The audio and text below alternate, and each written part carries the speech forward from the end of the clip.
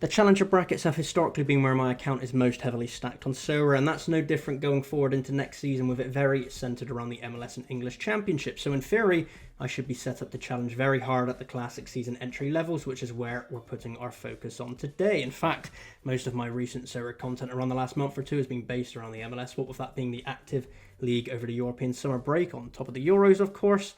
And I did have some luck with my Super Rare setup in the Cap 240 mode, with the main team here being Friesen Martins of NYCFC at the back, Driussi in the middle, with Kuipers and Shaqiri rounding out the spots for a team worth probably £1,000 to £1,500. And it's a capable team, certainly, don't get that twisted, but to class it as a top-end team would be a misstep, as Driussi himself has been misfiring for Austin in a bad season there, where he's got more cards than goals. In fact, Kuipers is a bit hit and miss, and Shaqiri's playing time has been sporadic, to say the best. The only certainty all season has been Matt Friesen net, who's having a very good season, and I actually discussed a few weeks back on the channel, but the plan here is to hold on to this Super Rare stack and, just try and have some fun with it.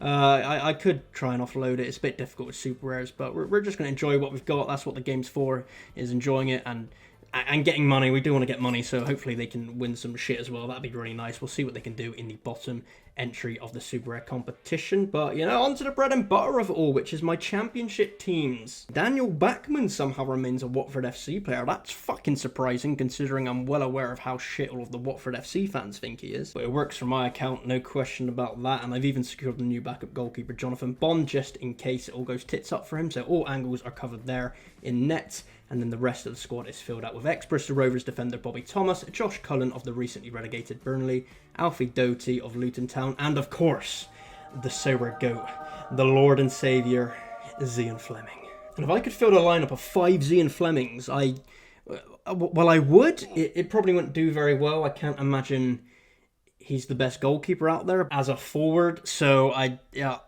don't think that would end too well, but we'd give it the good old college try. But serious commentary aside, Fleming had a not so fantastic season for a poor Millwall side last year. Signs of improvement towards the back end of the season for the club as a whole, but Fleming really needs to kick on this year and, just back my faith in him.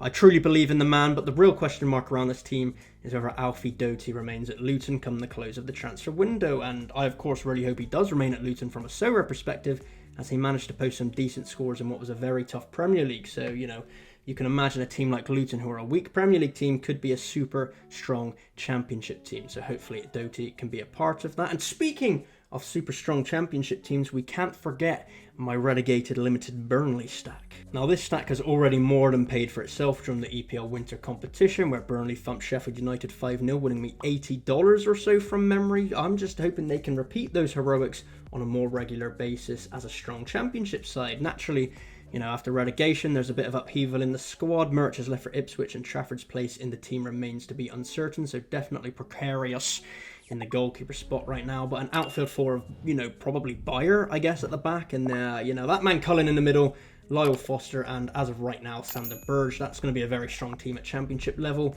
It's whether Berge leaves the club or not. He has been linked away to Turkey, I believe. But, hopefully that would just pave the way for Mike Tracor to lock down a starting spot. He was a SoFi phenom back in the day while he was playing his trade in Belgium. Plying his trade?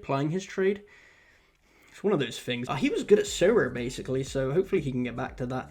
And if he gets a good run inside, I'm sure he would smash it in the championship. Just like Josh Cullen, I feel like he could be a key Burnley player and dictate a lot of the play in this team. So I'm hoping he can become a mini AA beast in his own right as well. And he's shown in the Premier League, after locking down a spot at Burnley, that he can pinpoint players in the final third, with that being a big part of his AA game. So a strong Burnley squad here, but back to focusing on my MLS sides for the time being. And the second team rears its, it's pretty ugly head right here. It's a rare Austin FC stack, where I'm in fact the top rare collector for the 22/23 season.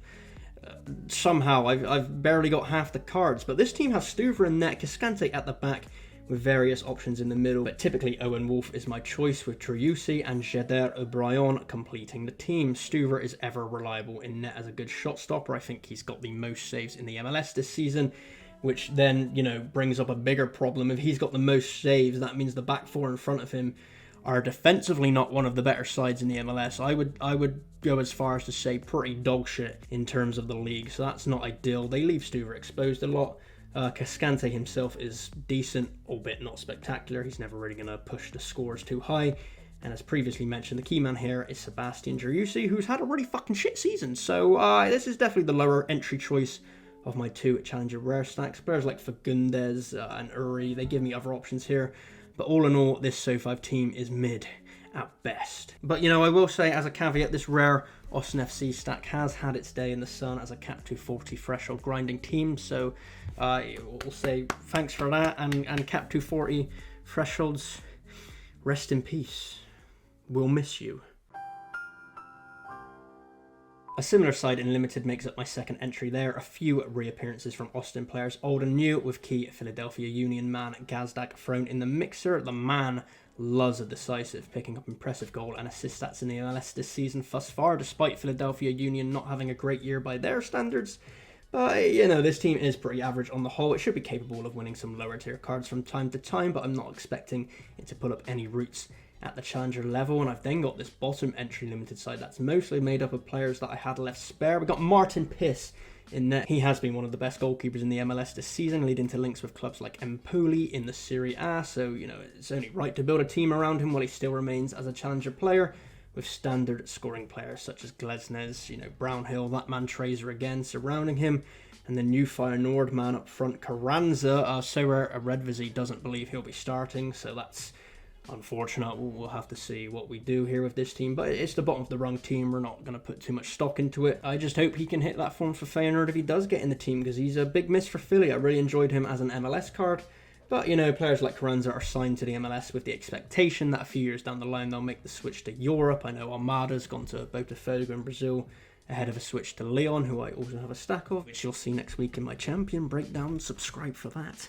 Alright, where the fuck were we? One, Team 11. It's actually an in-season team. Wow, that's fucking crazy. Who we fucking got here? We got Kalina, Wagner, Acosta, Rossi, and Mukhtar. 5 very strong and very important and very key players for their respective MLS sides. And this team originally cost me about 60 quid, and I made that back within about a month. I'm pretty sure this side actually put me into the top 10 of the in-season Challenger Division 1 on more than one occasion since the start of the MLS season, so it's certainly done very well, and it shows having the top end players is obviously never going to be a bad thing when they're all firing together on all cylinders. What the fuck is saying the words coming out of my mouth? I don't know what the fuck I'm saying. Anyway, you know, it's basically this team. I'm a big Kai Wagner fan. All right, look at his scores. He really boosted his scores in that defensive slot. He's certainly the best MLS and potentially best Challenger option there, with Lucho Acosta being one of the MVPs of the season so far at the midway point, alongside Diego Rossi, who's made a very strong start to life back in the MLS. So I'm really happy with this in-season team, and hopefully towards the back end of the season they can continue winning me some cold hard cash money. So a few question marks around the player or two here and there, but all in all I think these teams should do enough to get me some rewards across the season going forward. In Z and Fleming we trust, and I'll catch you next time because I love you.